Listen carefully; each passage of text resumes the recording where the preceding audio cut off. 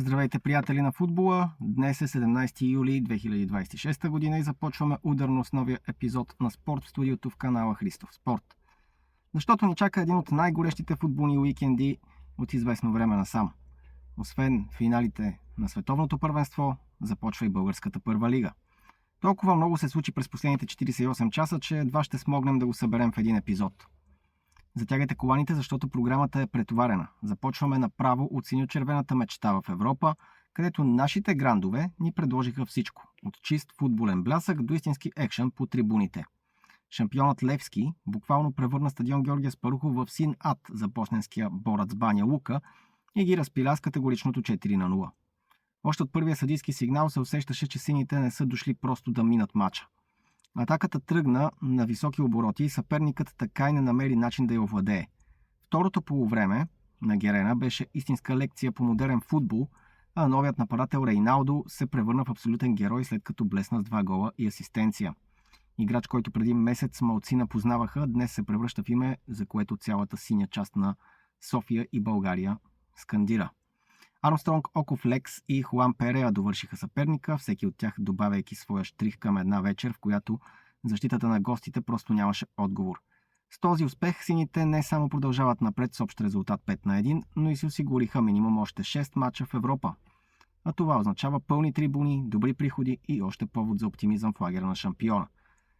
Финансовата инжекция също не е за подценяване, тъй като клубът вече си гарантира поне 1,45 милиона евро от наградния фонд на УЕФА, сериозен ресурс, който ръководството обеща да инвестира обратно в състава. Разбира се, пълни трибуни, говоря, ако няма ексцесии, каквито видяхме в предишните мачове. Левски, знаем, се предстои сериозно изпитание срещу румънския първенец Университатия Крайова. Първия мач е на 22 юли в София. За гостуването няма да може да има фенове, заради изцепки на привърженици на сините в Баня Лука. Същото грози и ЦСКА след снощния матч, но за това са малко. Съперник с добра организация са Университатия и опит на европейската сцена. Точно тестът, който ще покаже дали еуфорията от Баня Лука има реална основа. Лошият привкус за феновете идва точно от дисциплинарната комисия на УЕФА, която наказа Левски заради скандирания на етническа основа в Босна и така сините трябва да гостуват в Румъния без подкрепата на своята агитка. Удар, който клубното ръководство вече определи като прекомерно строг, но който трябва да се приеме и осмисли за в бъдеще. Докато на Герена празнуваха, червената част на София премина през истински трилър в Северна Ирландия.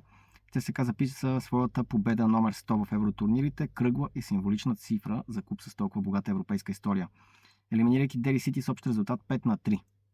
Реваншът на стадион Бренди Уел обаче беше белязан от грозни сцени и 15-минутно прекъсване на играта през второто полувреме.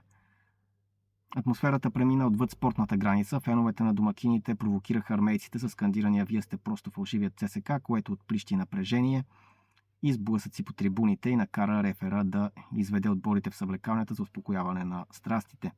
Въпреки че изоставаха в резултата и играеха в откровено враждебна обстановка, момчетата на Христо Янев показаха железен характер. Йоанис Пита си изравни в ключов момент от срещата, а Мохамед Брахими донесе успеха с 2-1 в самия край, изпращайки хиляди привърженици у дома щастливи, въпреки хаоса около терена. Наказания ще има със сигурност. УЕФА са образували дисциплинарно производство. В понеделник се очаква решението. По 5 точки е наказан ЦСКА. Сега не ги помня точно всичките какви бяха, но общо взето за расизъм е най-лошата, която може да се случи, което може да ни лиши от публика на следващото домакинство. Длъжностно лице също с непристойно поведение. Не знам кое е било това длъжностно лице, УЕФА не го споменават. Ще видим в понеделник. Сега обаче червените ги чака плашещият тим на Карабах, който гази в своя поток с общ резултат 6-0, без съмнение най-трудната пречка, пред която ЦСКА се изправила това лято. Перипетите за червените не приключиха на терена, дори при завръщането в София самолетът им имаше проблеми и се наложи втори опит за кацане. Момент на истинско напрежение за всички на борда. Спортният директор Бойко Величков обаче е категоричен, че отборът е готов за битка и че нито грозните сцени в Дели, нито логистичният хаос ще разколебаят подготовката за двубоя с азербайджанския грант. Пренасяме се бързо през океана, защото в Америка футболната треска достигна връхната си точка с полуфиналите на световното първенство. Аржентина отново разби мечтите на Англия, побеждавайки ги с 2-1 в матч, който възроди историческото напрежение между двете футболни нации и напомни на света защо тези двубои никога не са просто поредната среща. Статистиката за Англия е направо убийствена. Трите лъва са направили едва 4 паса за цели 19 минути по време на пълния си колапс през второто полувреме. Статистика, която анализаторите вече сравняват с най-тежките психологически сривове в историята на турнира. Лионел Меси за пореден път вдъхнови своите за втори пореден световен финал, доказвайки на 39 годишна възраст, че величието не признава календар. Докато Джуд Белингам прие изключително тежко отпадането, кадрите с младия халф след последния съдийски сигнал обиколиха света само за часове. В другия полуфинал Испания тотално надигра Франция, потвърждавайки статута си на най-стабилния колектив на турнира, и така на финала в Ню Йорк ни чака титаничен сблъсък на стилове, индивидуалният блясък и опитът на Аржентина срещу колективната машина и младежката дързост на Лароха. Въпреки опасенията за качеството на въздуха и забавените полети на аржентинците, целият свят очаква да види дали Меси ще вдигне втората си световна купа и ще затвори кръга на една невероятна кариера, или младата и креативна Испания ще поколи върха и ще открие нова ера в световния футбол. И накрая се завръщаме от дома, защото днес се дава стартът на новата FBET лига, която обещава да бъде първенството на промяната. Българският футболен съюз затегна правилата и вече е задължително в игра да има 5 българи, като 4 трябва да са титуляри, а един задължително да е под 23 години. Реформа, замислена да отвори повече врати за младите таланти в родния футбол. Клубовете, които не искат да спазват това, ще трябва да плащат сериозна такса лукс от 300 000 евро на сезон, което на практика превръща правилото в реален финансов въпрос, а не просто препоръка на хартия.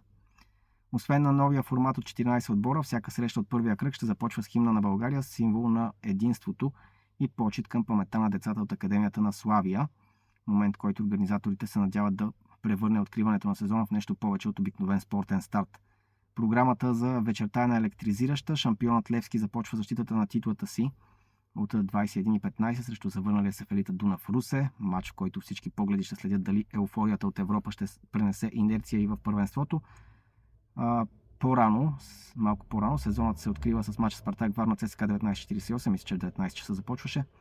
А в понеделник ни предстои едно от най-старите столични дербита между Славия и ЦСКА, за което билетите ще се продават само в деня на матча, мярка взета заради очакваното огромно търсене и за да се избегне препродажбата на завишени цени.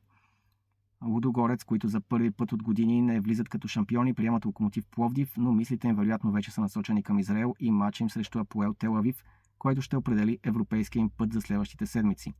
Това беше всичко от днешното издание на Спорт Студиото, канала Христов Спорт. Гледайте българския футбол, подкрепяйте любимците си и не забравяйте, химнът на България днес дава началото на една нова ера. Оставаме на линия през целия уикенд, за да ви държим в течение всеки резултат, всяко дерби и всяка футболна драма. Чао и до следващия път!